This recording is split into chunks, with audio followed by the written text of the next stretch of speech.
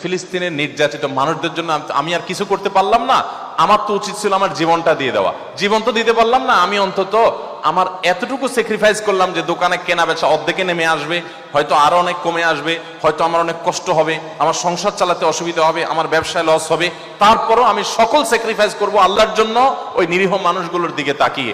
আমি এটা করার জন্য এই পণ্যগুলো আমি বয়কট করছি। আপনিও হে ক্রেতা, আপনিও আল্লাহর জন্য বিবেকের তাড়না আপনি বর্জন করুন। এরকম ব্যানার যদি কোনো কেউ লাগিয়ে দিতে পারেন যে আপনারা এই দোকানের পণ্য কিনেন, আমি 20 কিলোমিটার দূরে গিয়ে হলো সেই দোকান থেকে আমি নিজে পণ্য কিনবো ইনশাআল্লাহ। আপনারা যারা আছেন, আপনারা এই বিষয়গুলোকে মাথায় রেখে যদি আপনারা একটু মার্কেটিং করেন, আপনারা যদি একটু প্রচারণা চালান, আপনারা অনেক মানুষ এখানে আছেন, অনেকগুলো ডিলার আপনারা আছেন, তাহলে সেক্ষেত্রে আপনার ব্যবসায় লাভ হোক বা না হোক, এমনকি ব্যবসা যদি লসও হয়, ইনশাআল্লাহ আল্লাহর কাছে আপনার পাওনা নিশ্চিত হবে। দুনিয়ার মানুষ ভুলে যেতে পারে, আল্লাহ তাআলা ভুলে